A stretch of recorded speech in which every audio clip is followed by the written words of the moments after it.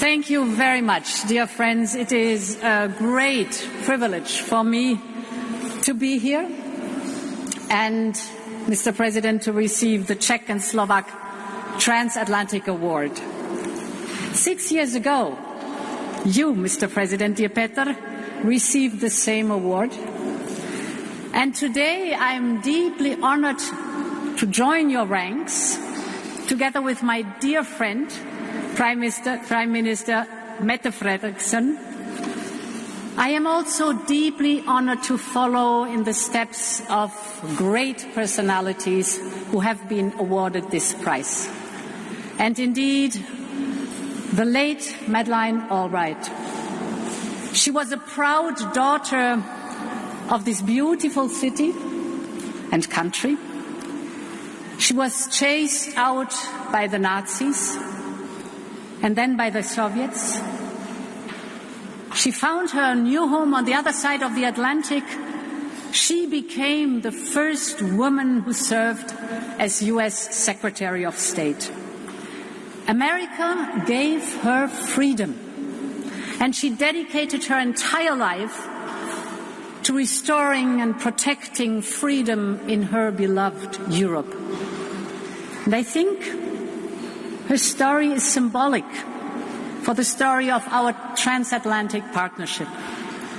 It is built on personal connections and family ties, but it thrives because of the values we share.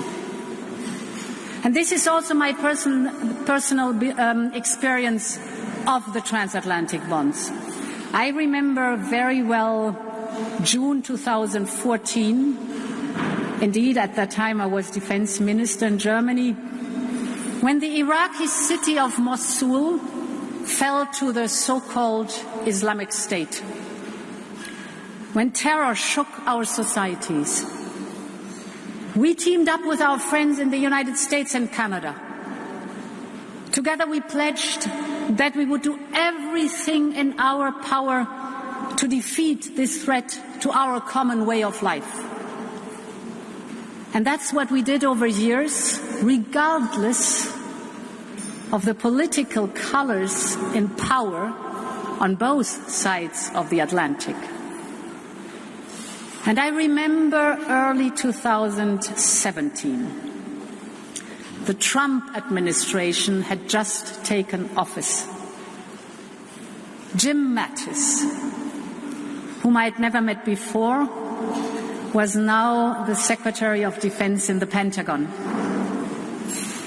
And my friends, I can still hear his voice when he called me in those first days and said, "Madam, I want you to know we're good friends and allies." And I cannot tell you how touched I was. And I remember 10 years later, on the day of Russia's full-scale invasion in Ukraine, when Joe Biden called me in a Brussels VTC, it took us no time to agree on our common response to Putin's war. Time and again, Europe and America have stood at each other's side on the right side of history. And this must not change, whoever will sit in the Oval Office as of January next year. But to preserve our partnership, some things have to change. We do not live in the post-World War era anymore, when Europe was on its knees after the Nazis wreaked havoc across our continent. Today's Europe is standing on its feet, and therefore it has to contribute more fully to transatlantic security and prosperity.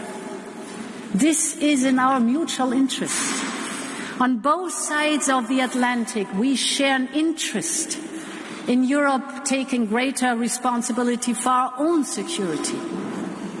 We share an interest in securing raw materials, critical technologies, and global trade routes. We share an interest in building an integrated transatlantic economy with resilient value chains that stretch out from both sides of the Atlantic. Europe has a strong stake in our transatlantic partnership, and we will make it even stronger. And this is why I thank all of you who are here today. I see this prize not only as a celebration of our transatlantic values, but as an encouragement to keep believing in the transatlantic partnership, to make it fit for a new era. Together we can keep the torch of freedom and friendship alive. So long live Europe and the transatlantic partnership, and I thank you very much for this prestigious and impressive award.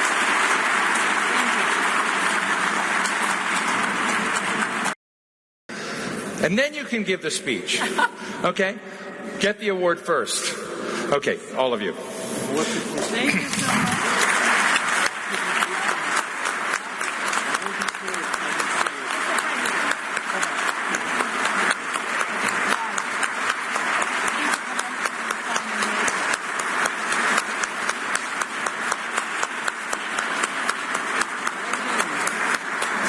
Okay, now you can all be seated again.